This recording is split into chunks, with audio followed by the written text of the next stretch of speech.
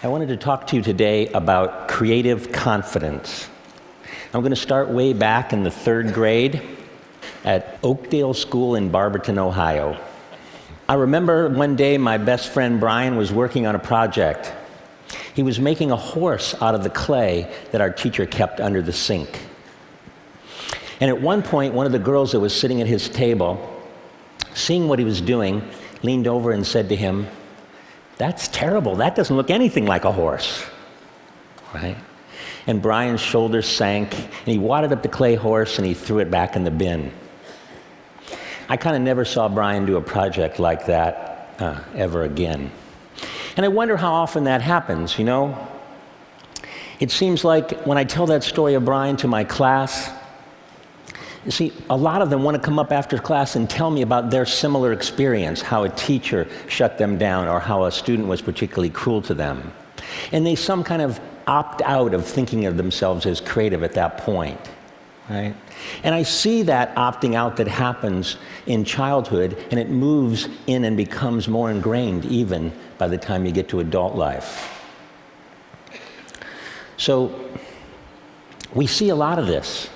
You know, when we have a workshop or we have clients in to work with us side by side, eventually we get to the point in the process that's kind of fuzzy or unconventional. And eventually these big shot executives whip out their BlackBerries and they say they have to make really important phone calls and they head for the exits. And they're just so uncomfortable. When we track them down and ask them what's going on, they say something like, "I'm just not the creative type." But we know that's not true. If they stick with the process, if they stick with it, they end up doing amazing things. And they surprise themselves just how innovative they and their teams really are. So I've been looking at this kind of fear of judgment that we have, you know, that you don't do things, you're afraid you're going to be judged. If you don't, say the right creative thing, you're going to be judged. And I had a major breakthrough when I met the psychologist, Albert Bandura. I don't know if you know Albert Bandura, but if you go to Wikipedia, it says that he's the 4th most important psychologist in history, like Freud, Skinner, somebody in Bandura. Bandura is 86 and he still works at Stanford. He's just a lovely guy.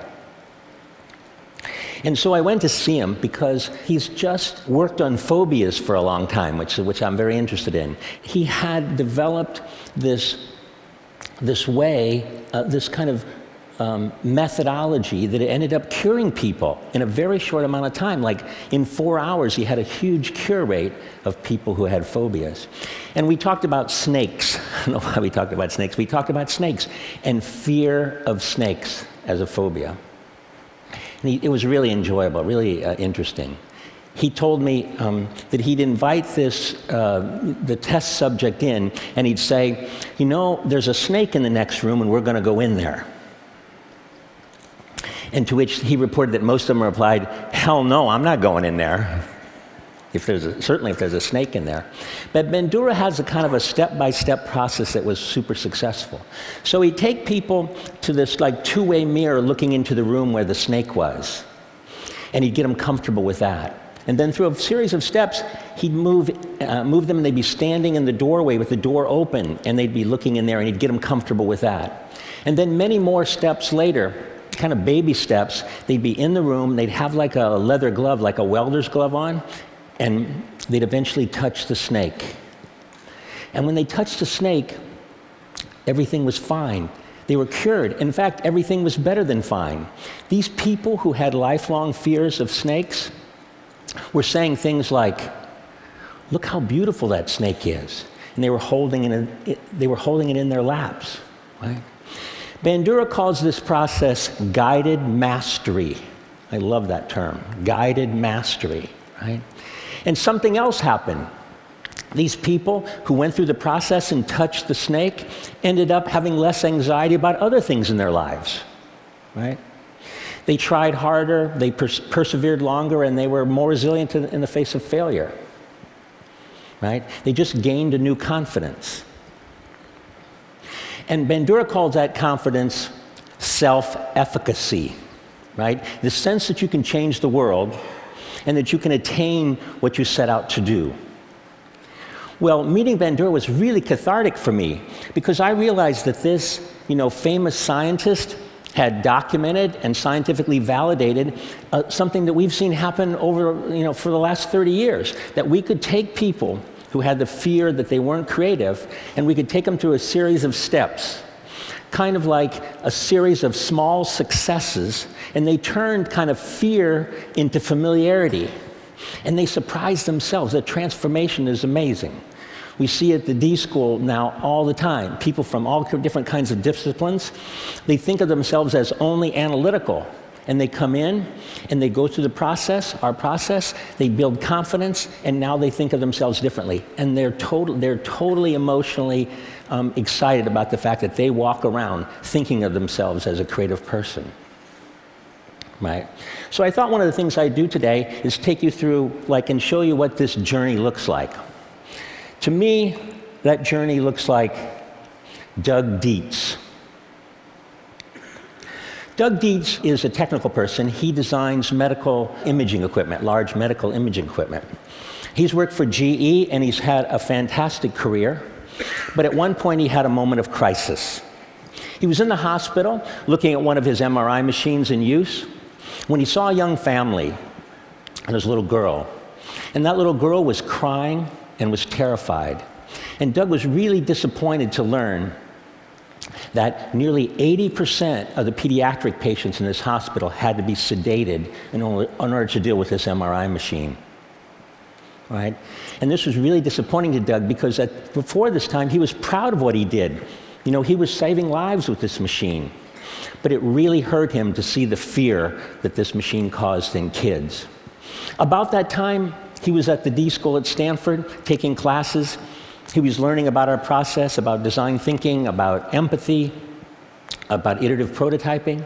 And he would take this new knowledge and do something quite extraordinary. He would redesign the entire experience of being scanned. And this is what he came up with. He turned it into an adventure for the kids. He painted the walls and he painted the machine, and he got the operators retrained by people who know kids, like, children's museum people. And now, so when the kid comes, it's an experience. And they talk to him about the noise and the movement of the ship. And when they come, they say, okay, you're going to go into the pirate ship, but be very still because we don't want the pirates to find you. Right? And the results were super dramatic. Right? So from something like 80% of the kids needing to be sedated to something like 10% of the kids needing to be sedated. And the hospital and GE were happy too because you didn't have to call the anesthesiologist all the time, they could put more kids through the machine in a day. So the quantitative results were great. But Doug's results that he cared about were much more qualitative. He was with one of the mothers waiting for her child to come out of the scan, and when the little girl came out of her scan, she ran up to her mother and said, "Mommy, can we come back tomorrow?" Right? And so I've heard Doug tell the story many times of his personal transformation and the breakthrough design that happened from it. But I've never really seen him tell the story of the little girl without a tear in his eye. Doug's story takes place in a hospital. I know a thing or two about hospitals. A few years ago, I felt a lump on the side of my neck. And it was my turn in the MRI machine. It was cancer. It was the bad kind. I was told I had like a 40% chance of survival. So while you're sitting around with the other patients in your pajamas and everybody's pale and thin, and you're waiting for your turn to get the gamma rays, you think of a lot of things. Mostly you think about, am I going to survive? And I thought a lot about, what was my daughter's life going to be like without me? But think about other things. I thought a lot about, what was I put on earth to do? What was my calling? What should I do? Right? And I was lucky because I had lots of options. We'd been working in health and wellness and K through 12 and the developing world, and so there were lots of projects that I could work on. But I decided, and I committed to at this point, that the thing I most wanted to do was to help as many people as possible regain the creative confidence they lost along their way. And if I was going to survive, that's what I wanted to do. I survived, just so you know.